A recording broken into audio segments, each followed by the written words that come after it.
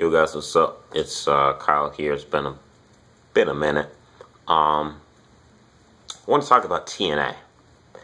Gotta talk about TNA because I mean it's like that company cannot.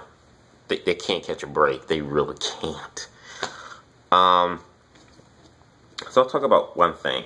I mean, surprisingly, well, maybe not surprisingly, but a lot of people's contracts have come to an end, like all at once with TNA. Most recently, you had AJ Styles, Mickie James, Mr. Anderson, and Hulk Hogan's contract with the company expires next week as well. Well, it was reported that both Anderson and Mickie James did not resign or renew their contracts with TNA Wrestling. And it just kind of baffles me how like TNA is just like they wait at the very last minute to negotiate. I mean, they can't force, if they don't want to resign, then they don't have to. But most of the time, you look at TNA's track records, they literally wait at the last minute when the contract expires to want to negotiate some type of deal, when these things should have been made like months prior. These meetings should have been made and renegotiating some type of contract deal if you wanted to resign that talent. I think it's a big loss. I think to me, people like Mickie James and Ken Anderson is probably a bigger loss compared to guys like, some of the other guys that they released earlier this year. Simple fact, because I mean, regardless whether you, like Mickie James, hate Mr. Anderson, they are recognizable stars and talent. They have more. I mean, Mr. Anderson, believe it or not, I mean, he probably has more recognition to a casual fan than an AJ Styles or a Samoa Joe. That's just the truth. So it's sad from that end how TNA just whatever. Hulk Hogan, on the other hand, I think he does not need to resign with the company. I think Hulk Hogan, he's been there for about 3 years. We've seen what the Hulk Hogan name could do for TNA, and it's done absolutely nothing. So I think it'd be frivolous to keep him there. So the whole contract thing with their talent and whatnot is really not the thing that's really depressing from TNA. The most depressing thing recently from TNA is that I found out is that come this December of this year, TNA may now be off the road. They may take the Impact off the road now. Their house shows aren't drawing like they expect or would like it to, and they are looking to go back to either Universal Studios in Florida as a permanent stay, or they're looking to rent out a studio in Las Vegas, Nevada, or just say Las Vegas, to house Impact. I think this is really, really a shame, and it's really bad for TNA because it's like for every one step they take going forward, they take 5 steps back, and I have not seen any company like that do anything like that in history. TNA's management, the way they do things is horrible. It is absolutely horrible.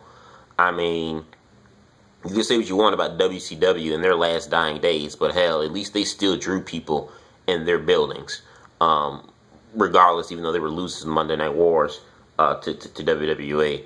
But hell, ECW, they probably didn't draw a dime, but ECW was better managed to me than what TNA is. The only difference between TNA is that TNA is more financially stable and paying their talent rather than ECW was or had the means to.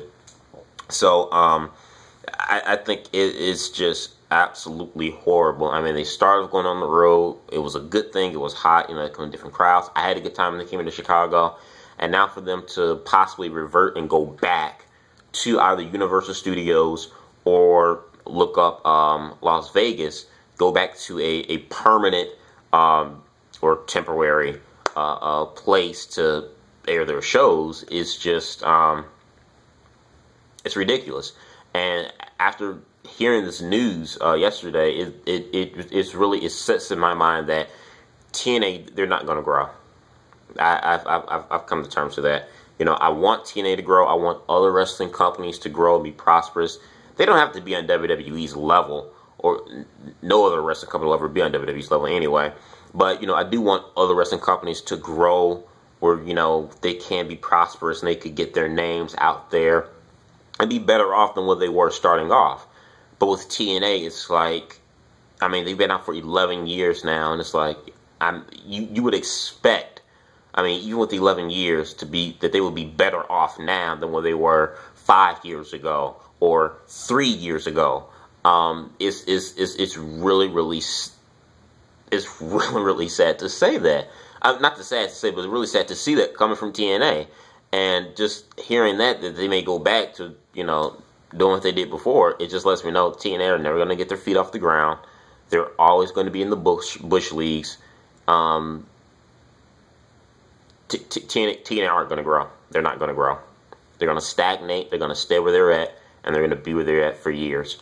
I don't know really what's the cure. I mean, people say, hey, bring in Paul Heyman, bring in this person, bring in that person.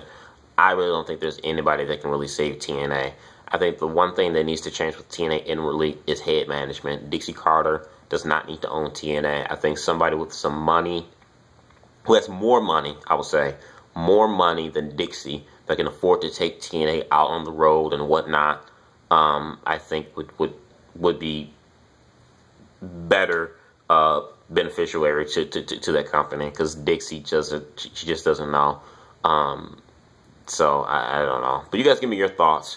What are your thoughts on TNA? You know, at the end of this year, this being their last time in December, being out on the road and them going back to you know, a permanent, you know, location. Either going back to Universal Studios, or they may go and they're looking into some stuff and maybe even possibly going to Las Vegas. You guys give me your thoughts in the box below. Comment, subscribe. Peace.